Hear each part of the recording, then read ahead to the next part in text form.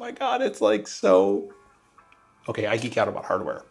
The conventional wisdom would tell us that Apple is a hardware company. They sell computers, they sell phones, they sell tablets, but I would argue that Apple is in the magic business because what they have done with a brand new iPad Pro and the M4 is nothing short of magical.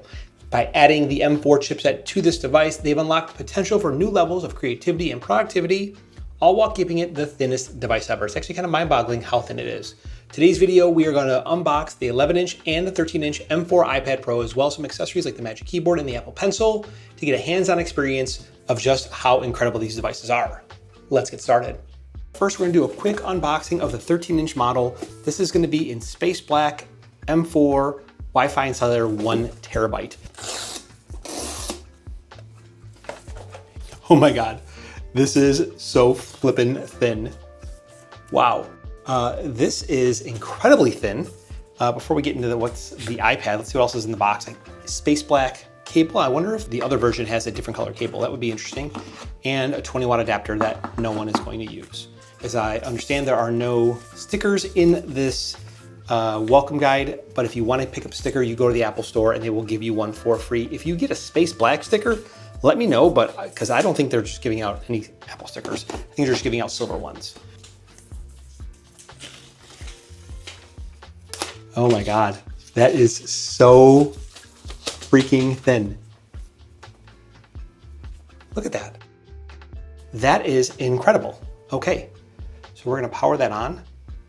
Now I do have a separate video planned for the iPad Air 11 and 13 inch, so if you wanna see that, I'll put a link to it if it's available in the cards above at the time I produce this. Otherwise, it will be linked in the video description down below. Let's look at the Magic Keyboard as well. This is the 13-inch Magic Keyboard. Oh wow, so this is very cool. So this is that polyurethane material. Here you see the spine of the charging spine where the mechanism, the cantilever hinges. If we open this, oh, that's so neat. So this is all now metal. I don't know if it's aluminum or not. The trackpad looks bigger, which we'll confirm in just a minute. There are those function keys. Hey, function keys, what's up? Good to see you, function keys. Oh yeah, I like this. That looks nice. We're gonna put that inside of here. I have no idea why they don't just rotate the Apple logo, because clearly you're supposed to use it like this now because that's the way the camera is orientated. Now there are 5 different Apple Pencil Pro designs for the boxes. This just says Pro.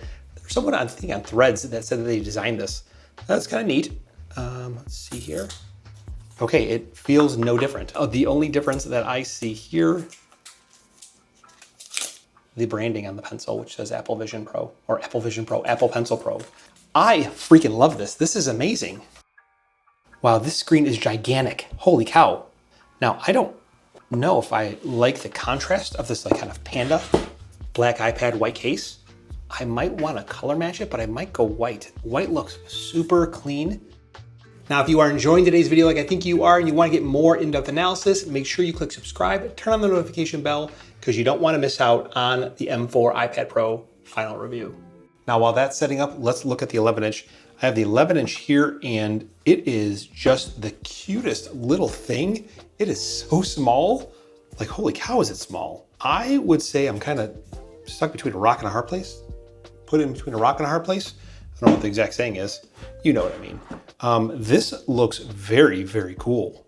And I like this 11-inch a lot. Wow, but this 13-inch, it's just gigantic. You know, the adage that everyone's like, oh, you need to run Mac OS. I don't agree with that, first. But second, this screen is monstrous. It feels much larger than 2 inches. That's what she said, right? Phrasing.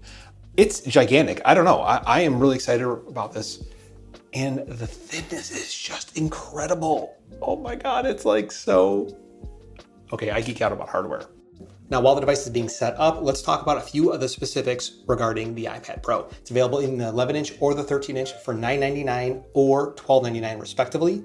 Each of those devices comes with 256 gigs of internal storage at the base level. You have the option to go from 256 to 512 to 1 terabyte to even 2 terabytes, and that's going to cost you a pretty penny. Now, depending on which storage configuration that you go with, you'll either get 8 gigs of RAM on the lower tier models or 16 gigs of RAM on the higher tier models. Now, there's a nano texture option that costs an extra $100, but that option is only available on the 1 terabyte and the 2 terabyte versions, so you actually have to kind of purchase up and spend more money if you want to get that option.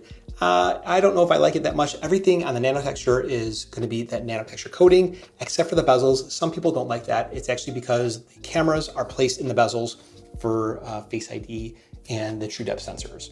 So you're going to walk away spending at least $1,200, $1,300 on the iPad Pro, because you really can't get away with buying the Apple Pencil, which is $130.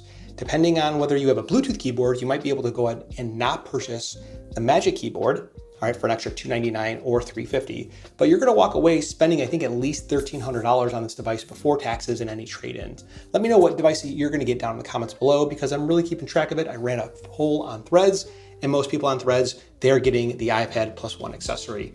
And it just kind of equates to that around $1,300 in my opinion. I've set up both devices and I've used them each for a couple hours. And I'm gonna tell you, for me especially, it's gonna be a hard choice between the 11-inch and the 13-inch. I love the portability of the 11-inch, I love the size of the 11-inch, but I love the screen size of the 13-inch. And for me, it's gonna be really hard. There is a much larger trackpad on the 13-inch in comparison to the 11-inch. That may or may not be a deal breaker for you, but the keys are a little bit bigger and there's a little bit better spacing, at least it feels that way, on the keys themselves.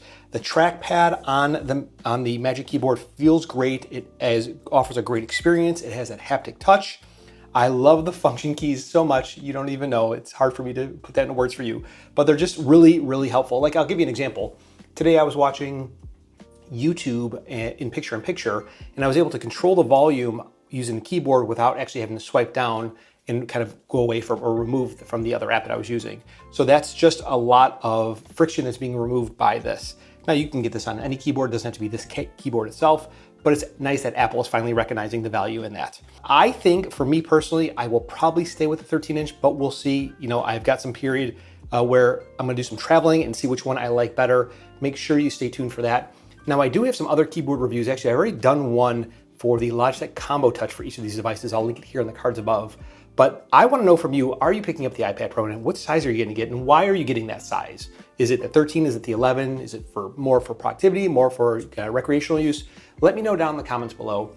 Now, I do have other videos planned related to the iPad Pro, the iPad Air as well, so make sure you're subscribed for that. Now, if you want to learn more about how to use your iPad like a pro, I'm going to put a video up here in the left-hand corner. Otherwise, YouTube suggests this video for you. I love it. It's one of my favorite videos, so make sure you check that out.